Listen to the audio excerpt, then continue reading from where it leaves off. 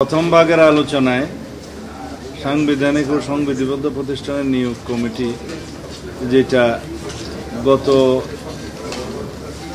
আগের দিনের আলোচনাতেও ছিল, এর আগেও ছিল, এনসিসি নামে ছিল, তারপরে সাংবিধানিক ও সংবিধিবদ্ধ প্রতিষ্ঠানের নিয়োগ কমিটি এই নামে ছিল তারপরের দিন, আজকেও একইভাবে এসছে।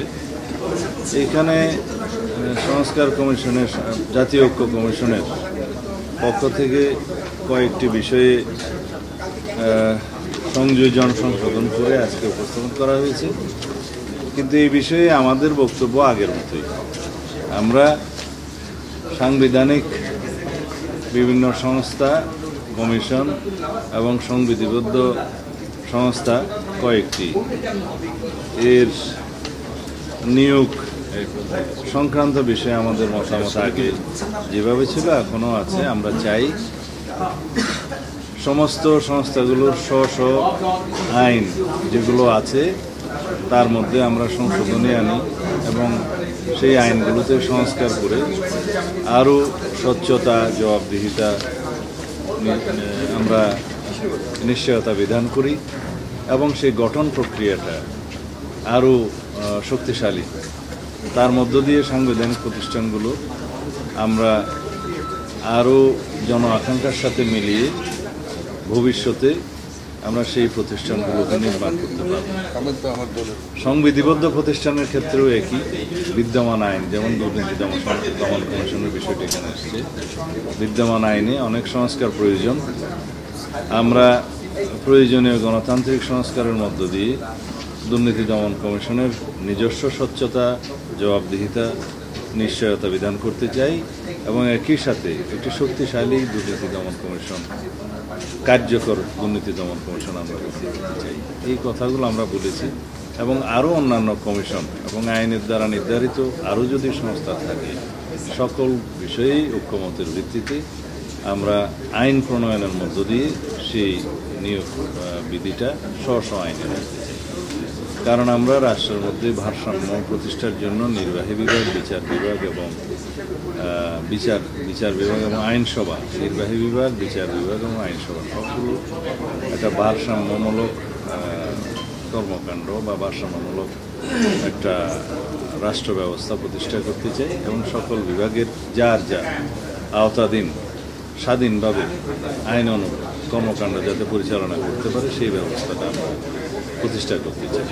এই আর দ্বিকক্ষ বিশিষ্ট পার্লামেন্টের ক্ষেত্রে আমাদের দলীয় প্রস্তাব, যেটা আমাদের 31 দফাতে ছিল, সেই প্রস্তাবে আমরা আবার দিয়েছি যে আমরা দ্বিকক্ষ বিশিষ্ট পার্লামেন্টের উচ্চ কক্ষে 100 সদস্য বিশিষ্ট আমরা উচ্চ কক্ষ প্রতিষ্ঠা করতে চাই এবং সেই 100 সদস্য পার্লামেন্টের নিম্নকক্ষে অর্থাৎ জাতীয় সংসদে প্রাপ্ত আসনের ভিত্তিতে সেটা নির্বাচিত হবে এবং তার পাওয়ার ফাংশনের মধ্যে আমরা যে সমস্ত বিষয় এখানে আলোচনা হয়েছে সেটা একটু পরে বলবো।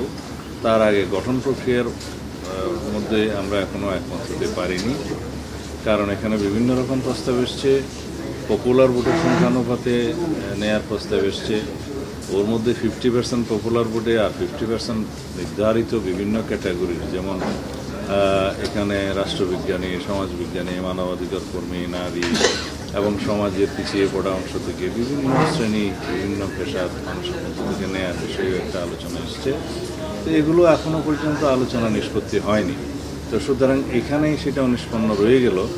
আমরা দ্বিকক্ষ বিশিষ্ট পার্লামেন্ট প্রতিষ্ঠার জন্য একমত, 100 সদস্য বিশিষ্ট পার্লামেন্ট সেই উচ্চকক্ষ প্রতিষ্ঠা হোক সেই বিষয়ে একমত।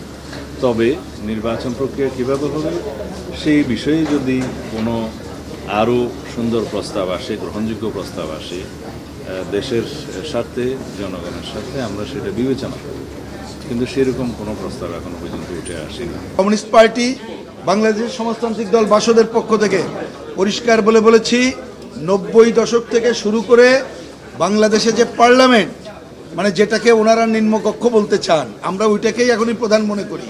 সেই পার্লামেন্টে সংখ্যানুপাতিক পদ্ধতিতেই নির্বাচন করতে পারলে আমরা নির্বাচনে বিভিন্ন সমাজের প্রতিনিধি এবং টাকার খেলা দূর করা সহ আমরা এই ধারাকে এগিয়ে নিয়ে যেতে পারতাম, কিন্তু আমরা দুঃখের সাথে লক্ষ্য করছি এই আলোচনাটা আসে নাই। ওনারা উচ্চকক্ষ আলোচনা এনে উচ্চকক্ষ কিভাবে করবে না করবে এটাই প্রধান আলোচনা করেছেন। আজকে আমরা বলেছি বাংলাদেশের বাস্তবতায় উচ্চকক্ষ একেবারেই অপ্রয়োজনীয়। আগেই একটা সুষ্ঠু অবাধ গ্রহণযোগ্য পার্লামেন্ট করা প্রয়োজন বলে মনে করি।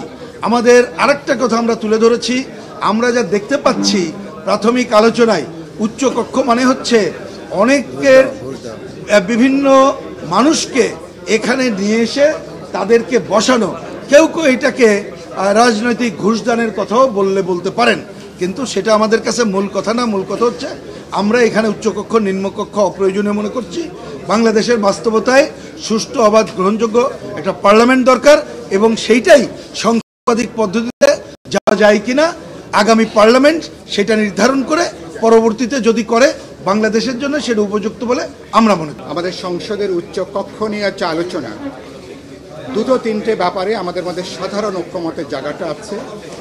কিছু কিছু দলের ভিন্ন মত থাকা সত্ত্বেও ওভারওয়েলমিং মেজরিটি তারা সংসদের নিম্ন কক্ষের পাশাপাশি উচ্চ কক্ষ যে গঠন করা দরকার সরকারকে জবাবদিহিতার মধ্যে আনার জন্য, চেকস অ্যান্ড ব্যালেন্সের জন্য, যাতে কোনো স্বেচ্ছাচারিতা নিম্নকক্ষে চালানোর কোনো সুযোগ না থাকে, বাংলাদেশকে আবার একটা কর্তৃত্ববাদী একটা জমানায় বাংলাদেশকে যাতে ফিরতে না হয় সে কারণের জন্য সংবিধানের স্বেচ্ছাচারিতা, এককেন্দ্রিকতা, প্রধানমন্ত্রী কেন্দ্রিক যে গণতান্ত্রিক ক্ষমতা কাঠামো, যেটা আমাদের এখানে 90-এর পর থেকে একটা সংসদীয় স্বৈরতন্ত্রে যেটা পর্যবসিত হয়েছে, সেটাকে বন্ধ করবার জন্য, রোধ করবার জন্য সাংবিধানিকভাবে একটা গ্যারান্টি ক্লজ হিসাবে বলতে পারেন আমরা ক্ষমতার ভারসাম্য আনবার জন্য, জবাবদিহিতাটা নিশ্চিত করবার জন্যে উচ্চ কক্ষের কথাটা আলোচনা হয়েছে। কিছু ব্যতিক্রম ছাড়া সাধারণভাবে একটা মতকের জায়গাটা আছে। 2 নম্বর হলো উচ্চ কক্ষে যে 100 আসন হওয়া দরকার, এ ব্যাপারে একটা সাধারণ ঐক্যমতের জায়গাটা আছে, যেটা ইতিমধ্যে হয়তো আপনারা শুনেছেন। দ্বিমতের জায়গাটা আমরা যেটা বলেছি, নিম্ন কক্ষের প্রাপ্ত সিটের অনুপাতে উচ্চ কক্ষের যদি আসন নির্ধারিত হয় তাহলে সেটা আসলে একান্তই তার কোনো প্রয়োজন নাই। তাহলে যারা ড্যাম মেজরিটি তাদের লোকেরাই মূলত উচ্চকক্ষে সংখ্যাধিক্য তাদেরই হবে। সুতরাং সেরকম উচ্চকক্ষ বাস্তবে পার্লামেন্টকে কোনো জবাবদিহিতার মধ্যে আনতে পারবে না, এবং সেখানে কোনো যে স্বচ্ছতা অথবা তাকে যে দায়বদ্ধ করার কোনো জায়গাটা আনতে পারবে না। সেজন্য অধিকাংশ রাজনৈতিক দল যেটা আমরা বলেছি যে নিম্নকক্ষে এই মুহূর্তে আমরা পিআর পদ্ধতিতে করতে না পারলেও, যেটা এখন আমরা বলেছি 300 এবং 100 আসনে আসন ভিত্তিক প্রত্যক্ষ নির্বাচন, 100 আসন যেটা নারীদের জন্য সংরক্ষিত রেখে বিপ্লবী ওয়ার্কার্স পার্টি মনে করে সেখানে প্রত্যক্ষ নির্বাচন হওয়া দরকার ঘূর্ণায়মান পদ্ধতিতে, এবং বাকিটা হচ্ছে সারা দেশে দলগুলোর প্রাপ্ত ভোটের ভিত্তিতে উচ্চকক্ষের সংখ্যানুপাতিক হারে তাদের আসন নির্ধারিত হবে। সেখানে বিএনপি সহ 2-1টা দলের তাদের যে উদ্বেগ আশঙ্কা, আমরা যেটা বলেছি সংবিধান সংশোধন সহ কোনো গুরুত্বপূর্ণ বিলে নিম্নকক্ষে বলা হয়েছে মিনিমাম 2/3 সংখ্যাগরিষ্ঠতা লাগবে, এবং সেক্ষেত্রে আমরা বলেছি উচ্চকক্ষে যদি এটা সংখ্যানুপাতিক পদ্ধতিতে উচ্চকক্ষ হয়, সিম্পল মেজরিটি যদি আমরা নিশ্চিত করতে পারি তাহলে উচ্চকক্ষেও তাহলে কোনো বিল কিন্তু মানে আটকা পড়বে না। মূলত সাংবিধানিক ও সংবিধিবদ্ধ প্রতিষ্ঠানের পদে নিয়োগের যে কমিটি, এই বিষয়ে আগের এনসিসির বদলে এইটা নতুন প্রস্তাব, সেই প্রস্তাব নিয়ে আলোচনা হয়েছে, কিন্তু এখন পর্যন্ত আমরা বলতে পারি যে এই বিষয়ে কোনো ঐকমত্য তৈরি হয়নি। আমরা আমাদের দলের দিক থেকে রাষ্ট্র সংস্কার আন্দোলন আছে, আমাদের গণতন্ত্র মঞ্চের অবস্থানের জায়গা থেকে আমরা বলেছিলাম বহুদিন ধরে, বিশেষত আমরা গণসংহতি আন্দোলন 2004 সাল থেকে নির্বাচন কমিশনে নিয়োগের এই ধরনের কমিটি গঠনের আন্দোলন করেছি। 14 সালের পর থেকে সাংবিধানিক এবং সংবিধিবদ্ধ পদগুলোতে নিয়োগের ক্ষেত্রে সরকার, বিরোধী দল এবং বিচার বিভাগের প্রতিনিধিদের সমন্বয়ে একটি কমিটি কিংবা কমিশন এই নিয়োগের অথরিটি হবে। এটা আর প্রধানমন্ত্রী কিংবা নির্বাহী বিভাগের কর্তৃত্বে পুরোপুরি থাকবে না।